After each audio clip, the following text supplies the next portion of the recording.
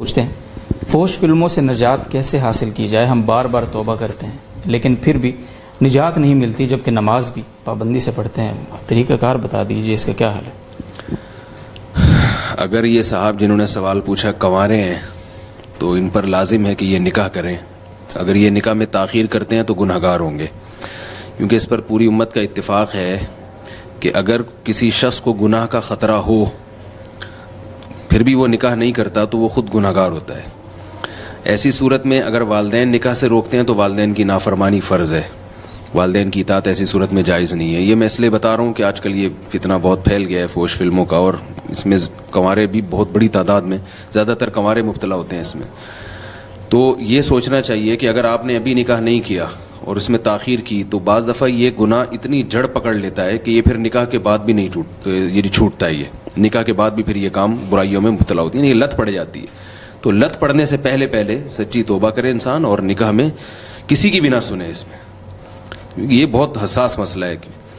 دوسری بات یہ کہ اگر یعنی اس کے علاوہ جو اور کیا ہے، بعض شادی شدہ لوگ اس میں مبتلا ہیں، تو گناہ کا جو اصل طریقہ ہے نا، یعنی ایسے گناہ جو آپ کی جس کی جسم کو لت پڑ جاتی ہے، اس کا اصل تو یہ ہے کہ کسی باقاعدہ شیخ سے اصلاحی تعلق قائم کیا جائے، کسی بزرگ سے، اور ان کو اپنی پوری صورتحال ان کو بتائی جائے، کیونکہ کوئی بھی دوا جیسے میڈیکل سائنس میں ایسی نہیں جو ہر آدمی کے لیے ایک ہی دوا ہو۔ جی، ڈاکٹر یہ چیک کرتا ہے اس کے لیے کون سی دوا ہے، اس کے لیے کون سی دوا، تو ہر آدمی کے مرض کی نوعیت مختلف ہوتی ہے۔ کسی شیخ سے اصلاحی تعلق ہوگا تو وہ بتائیں گے کہ بھئی آپ کا یہ گناہ ایسے چھوٹ سکتا ہے، آپ یہ کریں، اور وہ پھر اپنے شیخ کو بتاتا رہے کہ اب میں نے آپ کی ہدایت پر عمل کیا تو چھوٹ رہا ہے کہ نہیں چھوٹ رہا، وہ طریقہ کار پھر بدل دیں گے۔ اصول تو یہ جب تک ایسا نہیں ہوتا تو ایک جیسے ہے نا بخار میں ڈاکٹر کہتے ہیں بھائی 2 پیناڈول کی گولی تو کھلا دو، بعد میں ہم دیکھیں گے ہوا کیا ہے، تو میں 2 پیناڈول کی گولیاں بھی دے دیتا ہوں، وہ شیخ سے اصلاحی تعلق قائم کریں، اصل تو وہ ہے۔ لیکن 2 پیناڈول کی جو گولیاں ہیں وہ یہ ہیں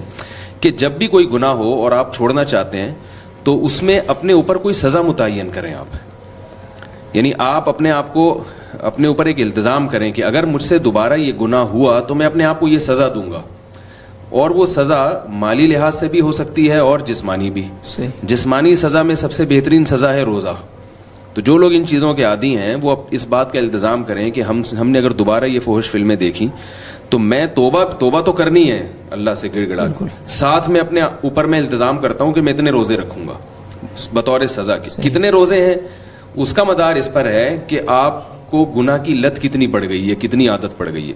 تو علماء نے ایک اصول بیان کیا ہے کہ اتنی سخت سزا بھی نہ ہو کہ وہ گناہ چھوڑنا آسان ہو اور وہ سزا جو ہے نا اس کا اپنے اوپر نافذ کرنا وہ اور مشکل ہو جائے۔ تو اتنا اگر حوصلہ ہوتا تو گناہ ہی نہ چھوڑ دیتا پھر ایسا آدمی۔ تو سزا بہت سخت بھی نہیں ہونی چاہیے کہ وہ سزا اپنے اوپر نافذ کرنا ہی آپ کے لیے بہت مشکل بن گیا، اور سزا اتنی ہلکی بھی نہیں ہونی چاہیے کہ آپ کو کوئی سزا ہی نہ ہو، یعنی اس کو آپ سزا کا احساس ہی نکل جائے آدمی کا، یار یہ 5 روپے صدقہ کر دوں گا تو کوئی بات نہیں، روزانہ 5 روپے صدقہ کرتے رہو اور یہ دیکھتے رہو۔